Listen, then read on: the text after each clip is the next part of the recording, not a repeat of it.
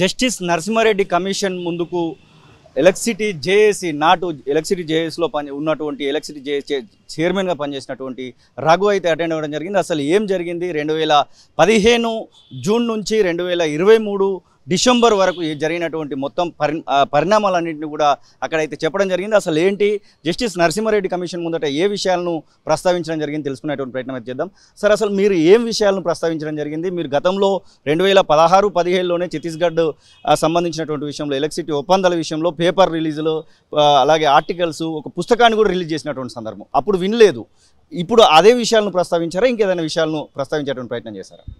అంటే ముఖ్యంగా ఇది జస్టిస్ నరసింహారెడ్డి గారి కమిషన్ 3 అంశాల మీద వేశారు. ఒకటి ఛత్తీస్గఢ్ తోటి చేసుకున్న విద్యుత్ కొనుగోలు ఒప్పందం సంబంధించి, రెండోది Bhadradri thermal power plant, Yadadri thermal power plant, ఈ 2 పవర్ ప్లాంట్ల నిర్మాణాలకు సంబంధించిన అంశాల మీద ఈ కమిషన్ వేయడం జరిగింది.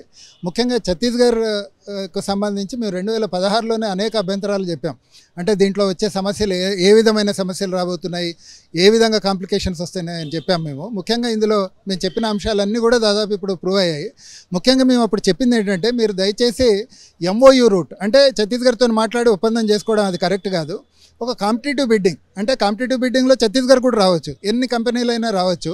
అట్లా కాంపిటేటివ్ బిడ్డింగ్లో అందరికీ అవకాశం ఇస్తే ఎవరు తక్కువ రేటుకు వస్తే వాళ్ళతోనే ఒప్పందం చేసుకోమని చెప్పాము. కానీ అప్పుడు ప్రభుత్వం ఎంఓయూ రూట్లోనే ఛత్తీస్గఢ్తో ఒప్పందం చేసుకుంది. దీంతో అనేక సమస్యలు వచ్చినాయి. ఒకటి, రేటు వాళ్ళు ₹3.90 అని చెప్తున్నారు, కానీ ఫైనల్గా మనకు ల్యాండెడ్ కాస్ట్ మొత్తం కూడా అనేక అంశాలను అంటే అన్యూజ్డ్ కారిడార్ అంటారు, లేకపోతే మార్కెట్ పర్చేజెస్ అంటారు, లేకపోతే పెనాల్టీస్, ఇలాంటి అంశాలన్నీ కలుపుకుంటే దాదాపు ₹5.5 నుంచి ₹6 వరకు మనకు ఈ భారం పడుతుంది. సో చాలా భారం తెలంగాణ మీద, వేల కోట్ల రూపాయల భారం తెలంగాణ మీద ఇప్పటికే పడింది. అట్లనే మనము 1000 మెగావాట్లకు సంబంధించి వాళ్ళతో ఒప్పందం చేసుకుంటే వాళ్ళు 200 మెగావాట్లు సరఫరా చేసి ఆఖరికి 200 కూడా సరఫరా చేయకుండా పక్కకు పెట్టేశారు. దీంతో మనకు అనేక సమస్యలు వచ్చినాయి. మనం ఒక ప్లాన్ చేసుకోవాలంటే రేపు ఎంత విద్యుత్ వాడి దగ్గర నుండి వస్తుంది అనేది మనకు తెలియదు. తెలియకపోయేసరికి మనం వాటితోని అది మనం ఎట్లా ప్లాన్ చేసుకుంటాము. ప్లానింగ్ అంటే ఎలక్ట్రిసిటీ టెర్మినాలజీలో షెడ్యూలింగ్ అని చెప్తాం. ఈ షెడ్యూలింగ్లో అనేక సమస్యలు మన విద్యుత్ సంస్థలు ఎదుర్కొన్నాయి. సో ఇలాంటి సమస్యలన్నింటిని కూడా ఛత్తీస్గఢ్కి సంబంధించి మేము చెప్పాము. ఇంతవరకు కూడా రెగ్యులేటరీ కమిషన్ దగ్గర ఆమోదం ఉన్న పీపీఏ లేదు.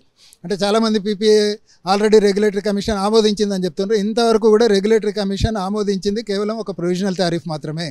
అది మీరు డ్రైవింగ్ కోసం వెళ్తే టెంపరీ లైసెన్స్ ఇస్తారు కదా, డ్రైవింగ్ పర్మనెంట్ లైసెన్స్ కాదు, టెంపరీ లైసెన్స్ ఇచ్చినట్టు. టెంపరీ లైసెన్స్ ఇస్తే దాన్ని పట్టుకొని మీరు 20 ఏళ్ల పాటు తిరుగుతామంటే కుదరదు.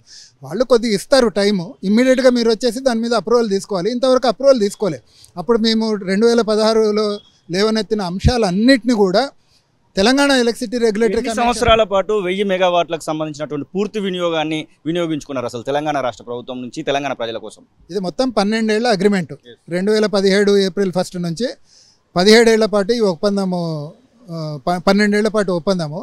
మొదట 5 సంవత్సరాల పాటు కొంత సరఫరా చేసినారు. 5 ఏళ్లలో కూడా 50% కూడా సగటును లేదు. సో దీంతో మనకేమైంది, వాడు 50% విద్యుత్ ఇచ్చినా సరే 100% లైన్కు పేమెంట్లు చేసుకుంటూ వచ్చినాం. మరి 50% ఇస్తాం, ఇదే 50% మనకు విద్యుత్ అవసరం కదా, మరి ఏం చేయాలి? బహిరంగ మార్కెట్లో ఎక్కువ రేటు పెట్టుకున్నాం.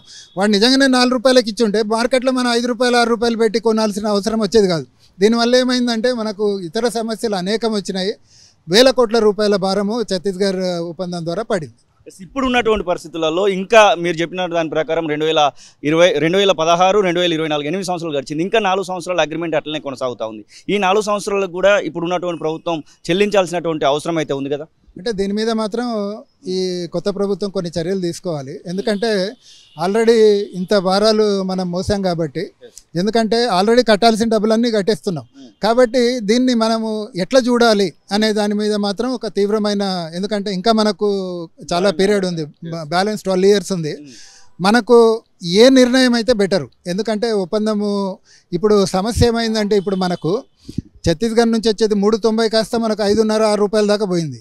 కానీ మన దగ్గర కొంటున్న విద్యుత్తు భద్రాద్రి, యాదాద్రి ₹6 దాటిపోతుంది. ఇప్పుడు మనం చాలా డెలికేట్ పరిస్థితుల్లో ఉన్నాం. ఇప్పుడు మనకు జరిగిన నష్టం అంతా దేన్ని బట్టి మనం చెప్తున్నాము. అప్పుడు నువ్వు కాంపిటేటివ్ బిడ్డింగ్లో పోయి ₹4కో, ₹3.5కో, ₹4.5కో తీసుకుంటే ఎంత నష్టం అవాయిడ్ అయ్యేదని చెప్తున్నావు. కానీ ఇప్పుడు మీకు ప్రత్యామ్నాయాలు ఏమున్నాయి? భద్రాద్రిలు, యాదాద్రులు, ఇవి వైట్ ఎలిఫెంట్ లాగా మనకు పక్కన ఉన్నాయి. సో ఇప్పుడు మనం ఛత్తీస్గఢ్ను వాడాలా యాదాద్రి భద్రాద్రి తీసుకోవాలి. అసలు చాలా క్లిష్టమైన పరిస్థితి అని చెప్పుకోవచ్చు. కాబట్టి ఒక ఆలోచించి ఛత్తీస్గఢ్ నిర్ణయం తీసుకోవాల్సింది. అసలైన తొలి వెలుగు. ఫాలో వాట్సాప్ @తొలి వెలుగు official.